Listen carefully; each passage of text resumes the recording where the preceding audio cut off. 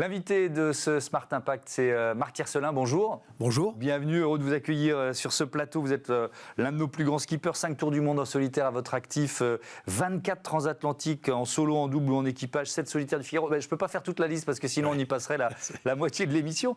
Ce qui est sûr, c'est que la passion, elle est toujours là. Vous voulez participer au prochain Vendée Globe. C'est en 2028 sur un bateau de la classe IMOCA, pas tout à fait comme les autres. Quel est le projet ?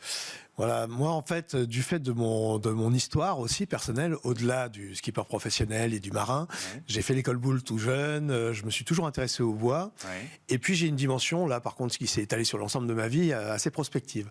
Et quand j'ai découvert qu'on pouvait fabriquer un IMOCA, donc un IMOCA, pour le rappeler, c'est un bateau qui fait le Vendée Globe, la Route du Rhum, la Jacques Vabre, enfin les grandes courses, qui mesure 20 mètres de long, je résume, 20 mètres de long sur 6 mètres de large, il pèse 8 tonnes et demie, ça dépend, et qui porte jusqu'à 640 mètres carrés de voilure. Donc il y a des contraintes.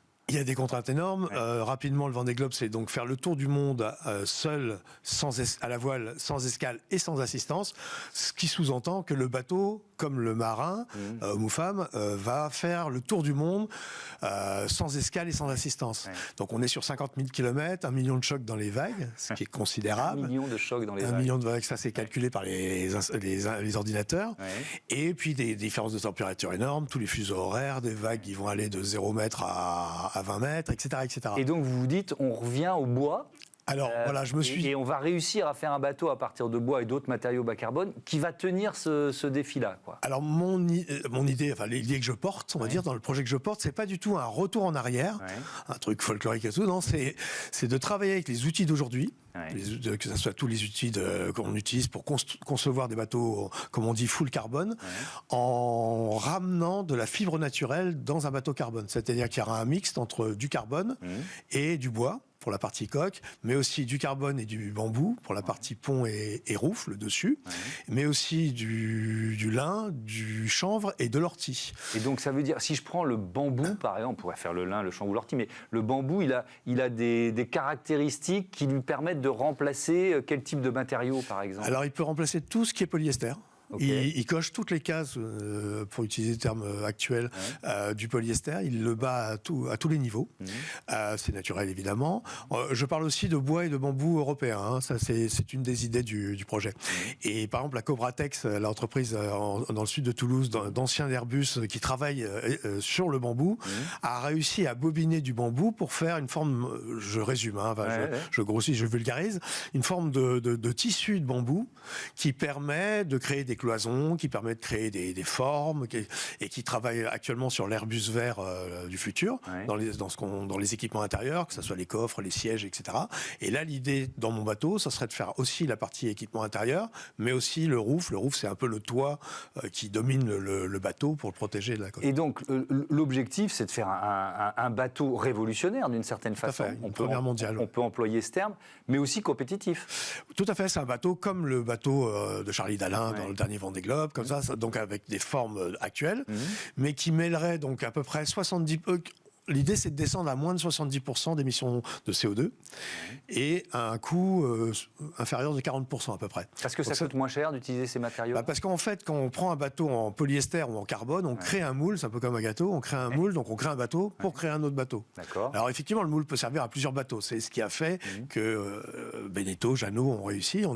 La France est numéro 1 mondial dans la plaisance, c'est quand même beau. Et donc ça a fait. Là, on travaille directement sur ce qu'on appelle un moule mâle. On crée le bateau in extenso directement.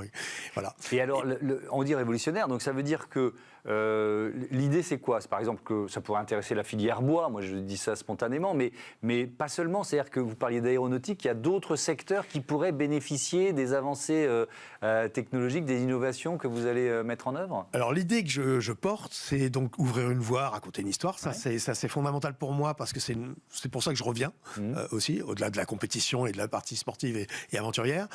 Et en fait, si on prend un exemple simple, les voitures, dans les années 50, même 60, si on avait dit aux gens on fera les voitures en plastique, les gens auraient été morts de rire. Il faut se souvenir des films américains avec les grosses Cadillac bien lourdes face à nos petites 2 chevaux et ensuite 4L et R5, etc. Aujourd'hui, beaucoup de voitures sont en plastique. Donc c'est vraiment en avance de phase, on va dire, c'est pour engager un mouvement. Ça correspond aussi, en fait, il y a 3 points importants dans ce projet. Il y a le côté recyclable, le côté réplicable, donc le bateau avec une utilisation multiple, et aussi le côté générationnel. C'est-à-dire que là, les messages que je reçois depuis décembre, c'est beaucoup des générations de la trentaine, on va dire. Donc je vais appeler génération Z, voire alpha, qui vont, qu'on le veuille ou non, moi, je ne suis pas de cette génération-là, mais qui vont vivre avec ça.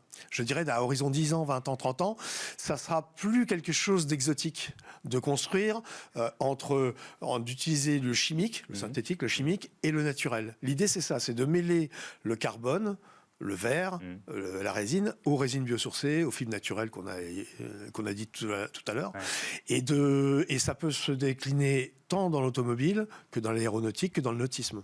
Alors justement, le nautisme, vous parliez des grandes marques françaises, Jeannot, Beneteau, ça pourrait être l'avenir des bateaux produits par ces C'est une des idées. Si je reprends aussi, je fais un pas de côté, on prend le cargo à voile, par exemple. Ouais. Moi, c'est un sujet que je suis depuis une dizaine d'années. Au début, ça fait sourire dans les dîners quand on parle de ça. Et effectivement, ça représente 1%, 2%. Mais il faut bien partir de quelque chose dans un sujet. Et c'est intéressant parce que le cargo à voile ne sera jamais un cargo à voile, pour l'instant en tout cas, que à voile. Il y aura aussi encore des moteurs diesel, voire de l'hydrogène. Mais même si c'est que 20% c'est déjà 20% du trajet... d'économie d'émissions carbone. Exactement. Hein, donc là, si on arrive à 50% sur les 70 espérés, c'est toujours 50%, tout ça. Donc ça, c'est une idée. Mais c'est aussi, je crois que c'est vivre avec son temps, c'est d'intéresser les nouvelles générations parce que refaire un énième bateau carbone ou polyester, on sait faire. Donc c'est dupliquer un bateau. Donc c'est pas forcément... C'est bien. Ils sont magnifiques, les bateaux. Et je le sais, j'en ai eu plein, j'en ai eu 5 d'IMOCA. Mais on renverse pas la table. Le vôtre, on va beaucoup en parler. Si vous prenez le départ du Vendée Globe, parce qu'il sera unique, parce qu'il sera révolutionnaire et parce qu'il portera un projet avec du sens aussi. Tout à fait. Et l'idée, c'est qu'il serve d'ambassadeur. C'est-à-dire qu'en fait, ce bateau ne soit pas utilisé seulement pour des courses type IMOCA, Vendée Globe, Route du Rhum, qu'il soit utilisé dans les grands rassemblements de bateaux, dans les ports, qui voyagent dans le monde entier, ça serait très bien. Et qu'on puisse se rendre compte, à ce titre, qu'on peut faire autrement. Et quant à la production industrielle ou la production de série, c'est toujours un problème parce que ramener de la fibre naturelle dans la production de série, de la production industrielle, c'est complexe parce que ça prend du temps, c'est de la main-d'œuvre en plus, c'est du temps en plus. Et on est dans des réductions de coûts, etc. C'est aussi pour ça que les bateaux en bois ont toujours existé. Hein. Depuis Ulysse, les bateaux en bois, c'est majoritaire. Le carbone, ça a quoi, 40 ans dans notre histoire. C'est très récent. Et donc, c'est assez intéressant de se dire, est-ce qu'on peut pas renverser la table, mais bousculer un peu la vie d'aujourd'hui et pour intéresser, je disais, les nouvelles générations, et de se dire, on peut intégrer tant de pourcents, si ce n'est de fibres naturelles en tout cas, parce que il y a plein de procédés aussi qui rentrent en ligne de compte. Quand je disais le carbone déclassé, donc actuellement j'ai le groupe Thébault, donc pour les contreplaqués qui s'intéresse, qui crée un nouveau centre en France pour des nouveaux types de contreplaqués. Donc ça l'intéresse encore plus. Il y a Airbus, donc une spin-off de Airbus qui donc se rend compte qu'ils ont beaucoup de carbone déclassé, donc l'ont utilisé pour un bateau, mais l'utilisent aussi pour des lames de sportifs handicapés, mais aussi pour des surfs, mais aussi pour l'automobile, etc. Ils se sont rendus compte plutôt que de l'enterrer dans de la terre, ils pouvaient utiliser ce carbone, c'est leur mot à eux, qu'ils utilisent, pour faire des pales d'éoliennes, etc. Donc là, l'idée, c'est de travailler avec du carbone déclassé.